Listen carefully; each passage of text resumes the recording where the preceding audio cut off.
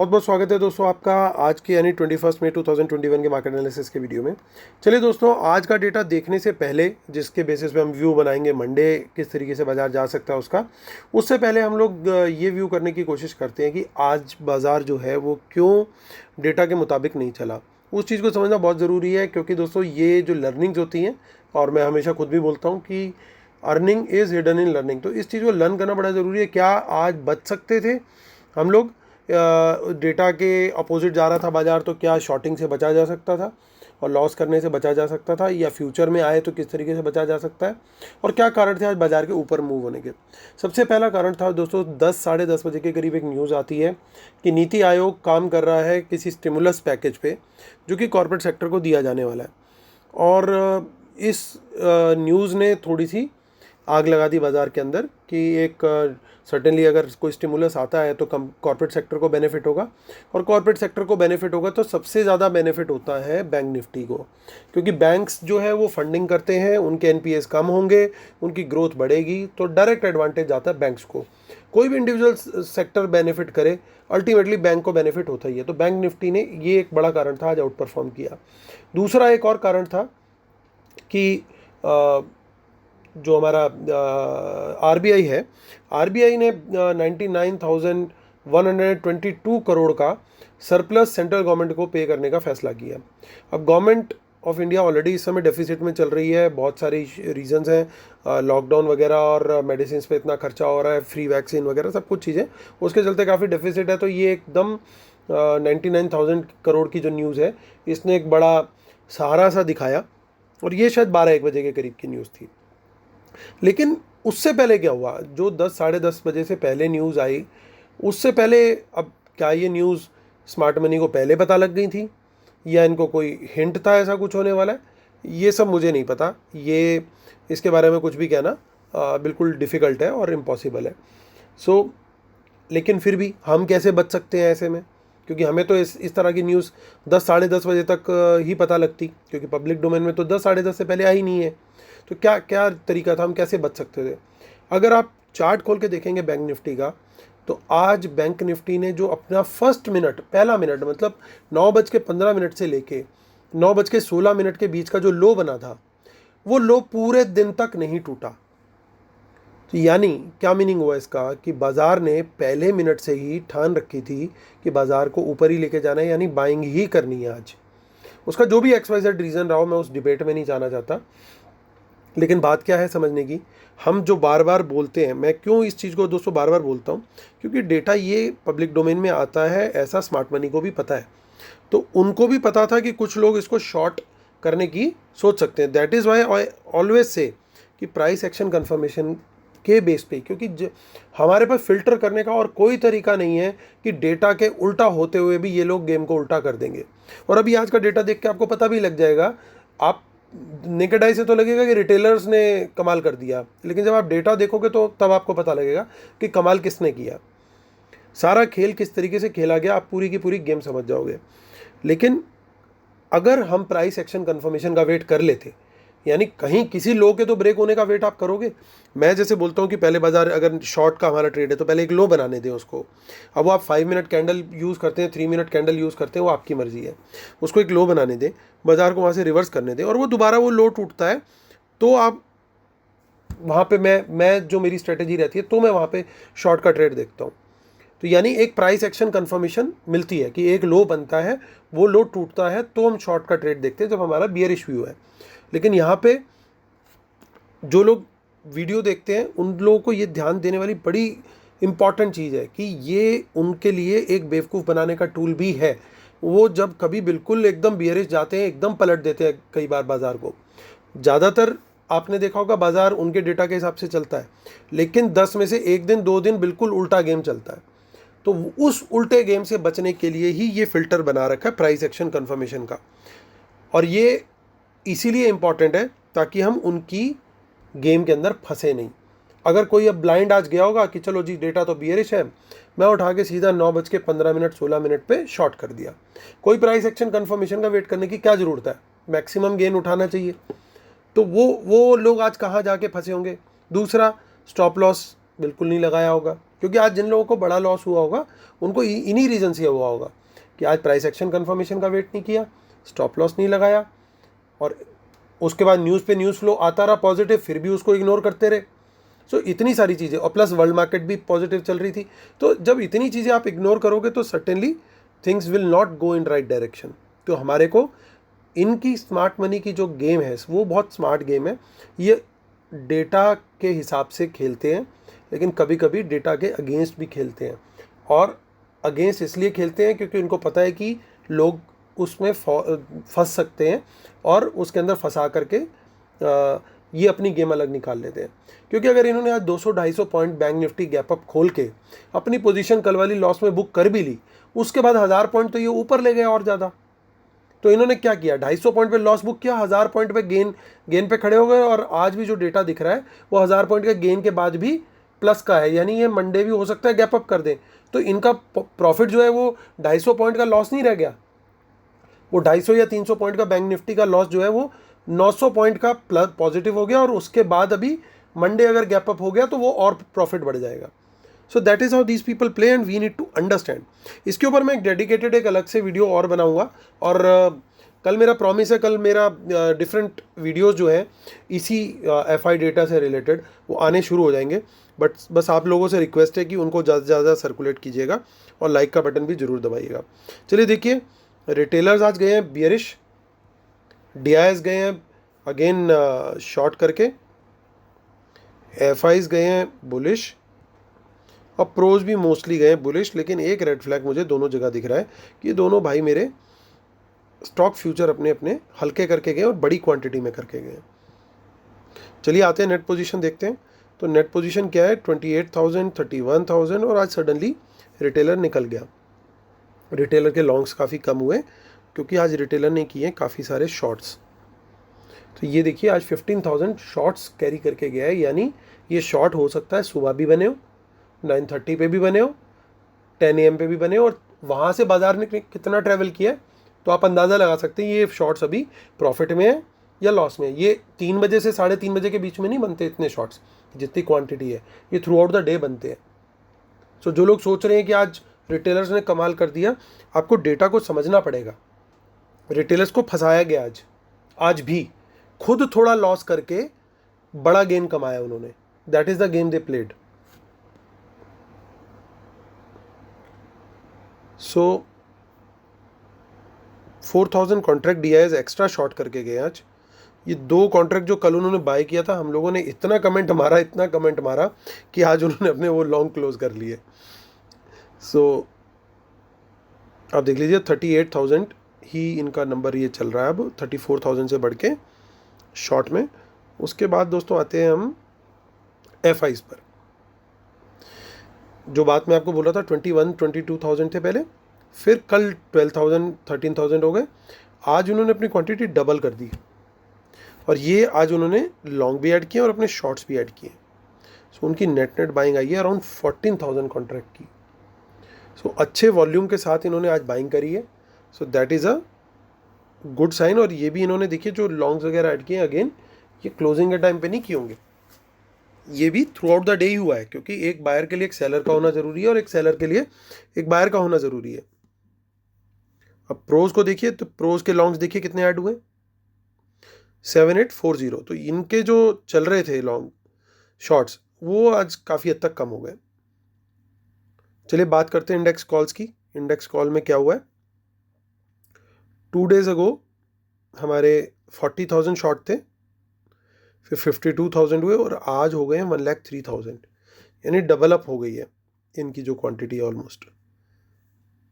उसके बाद हमारे एफआईज जो है 1,53,000, 1,14,000, और फिर थोड़ा सा आज इन्होंने बाइंग करके बढ़ा लिया, और प्रोज भी बाय करके गए।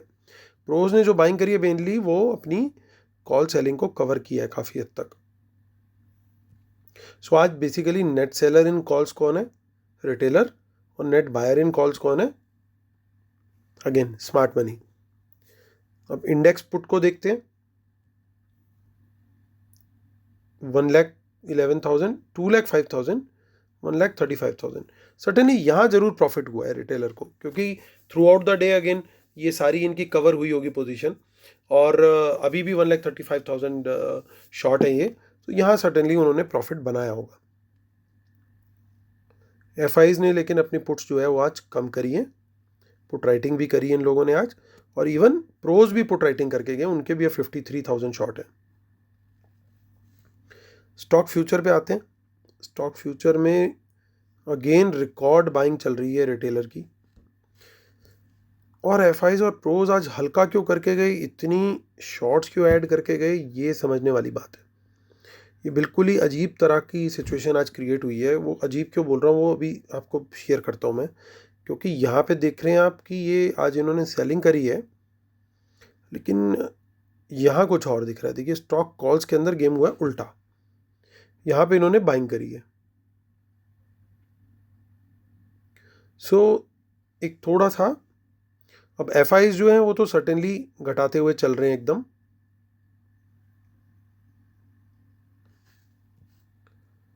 और स्टॉक कॉल में देखते हैं तो रिटेलर की स्टॉक कॉल घटी है आज सर्टेनली। एफ और प्रोज की जो राइटिंग थी वो भी घटी है। रिटेलर ने अपनी पुट कवर करी हैं कुछ, जो कि सेल करी है प्रोज ने। तो चलिए अब एनएससी की साइड पे चलते हैं, फिर आके कंक्लूड करेंगे। कुछ एक दो इंटरेस्टिंग पॉइंट्स हैं जो आपको कंक्लूजन में शेयर करूंगा मैं।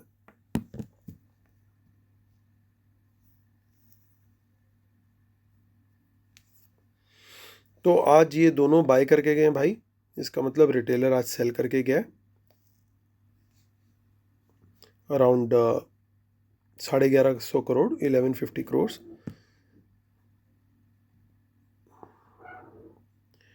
देखिए यहाँ पे लॉन्ग लिक्विडेशन हमें, माफ़ कीजिएगा, शॉर्ट कवरिंग दिखाई दे रही है, और प्रीमियम बहुत ज़बरदस्त आ गया है।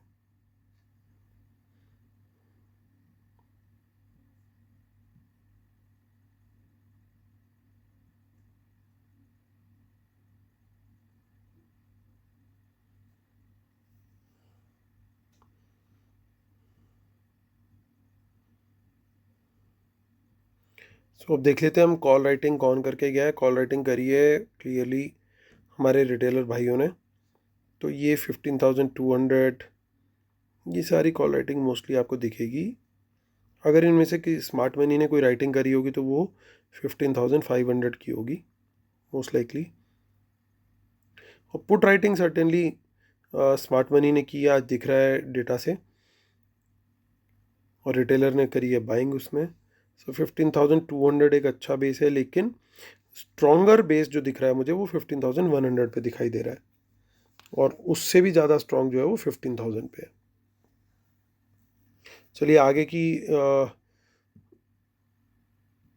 ऑप्शन चेन जो है वो हम देख लेते हैं एक बार को। 3 जून भी चेक कर लेते हैं, इसमें कुछ खास नहीं है डेटा। और नेक्स्ट मंथली भी देख लेते हैं एक बार।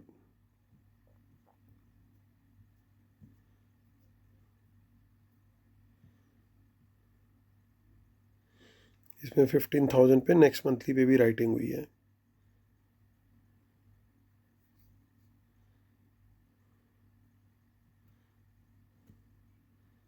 चलिए हम बात करते हैं बैंक निफ्टी की।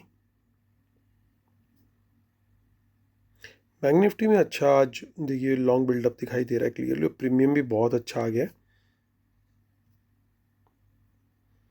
और बिल्कुल हाई के पास क्लोजिंग दी है। देखिए ये शो कर रहा है कि कितनी स्ट्रेंथ इसके अंदर अभी बाकी है।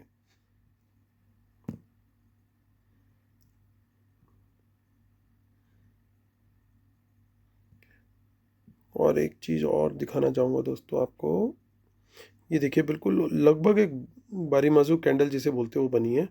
ओपन देखिए और इसका लो देखिए, सिर्फ 11 पॉइंट का फ़र्क है। मतलब खुलने के बाद सिर्फ 11 पॉइंट नीचे गया है बाज़ार, और उसके बाद उसने पूरा दिन तेज़ी दिखाई है और क्लोजिंग बिल्कुल हाई के पास करी है। ये बड़ा रेयर कैंडल ऐसा देखने को मिलता है। यानी ये तभी होता है जब खुलने के पहले सेकंड से लेके आखिरी सेकंड तक, 9:15 से लेकर के 3:30 तक जब बाइंग होगी लगातार नॉन स्टॉप, उस दिन ये होगा।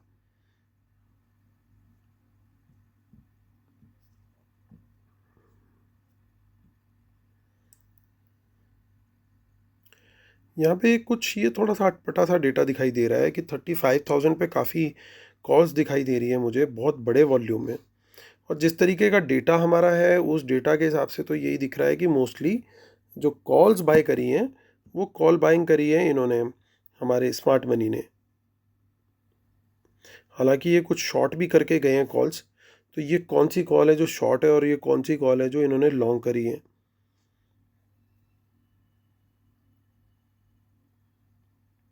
तो ये पॉसिबिलिटी है बहुत कि यहाँ पे मिक्स काम हुआ होगा। कुछ प्रोज और एफ ने 35,000 की कॉल भी बाय करी है और कुछ ने शायद ये राइट भी करी है। तो हम ये मान के चलते हैं कि अगर बाज़ार एक बार को गैप अप खुलता है तो सर्टेनली एक बार यहाँ पे रेजिस्टेंस मिलने की उम्मीद है, क्योंकि मिक्स डेटा हो गया है ये। और अगर इसके ऊपर सस्टेन करता है तो फिर ये सपोर्ट बन जाएगा, लेकिन एक बार यहाँ पे रेजिस्टेंस आना तय है क्योंकि काफ़ी बड़ा वॉल्यूम है। और देखिए यहाँ पे 34,500 पे अच्छा एक बेस बन गया है सपोर्ट का। आगे की भी एक बार हम कॉल चेक कर लेते हैं, वहाँ पे कुछ हमें क्लू मिलता है क्या 35,000 पे क्या। मेनली तो वही एक लेवल है जो देखिए 35,000 पे नेक्स्ट वीक में कुछ नहीं है, यानी जो होना है वो इसी वीक में होने का प्लानिंग है। और मंथली में भी चेक कर लेते हैं, मंथली में भी कुछ नहीं है। तो ये बात तो क्लियर है कि इसी वीक में जो गेम होना है 35,000 से रिलेटेड वो होना है। अभी आगे का प्लान इन्होंने या तो किया नहीं है या जो भी है। चलिए डिस्क्लेमर पढ़ेंगे, उसके बाद फटाफट कंक्लूड करेंगे। Knowledge sharing is for educational purposes only, these are not buy sell calls, please consult your financial advisor before taking any action. Keep stop loss in system and trail. World market should not have opposite trend. Watch out for market impacting news. And as I always say, respect the levels and trade only on price action confirmation. Paid webinar दोस्तों 6 जून Sunday को है और आप मुझे email कर सकते हैं इसके लिए amitdhamija1@gmail.com पर। ट्विटर हैंडल है अमित धमीजा1 और Telegram channel market analysis with Amit Dhamija.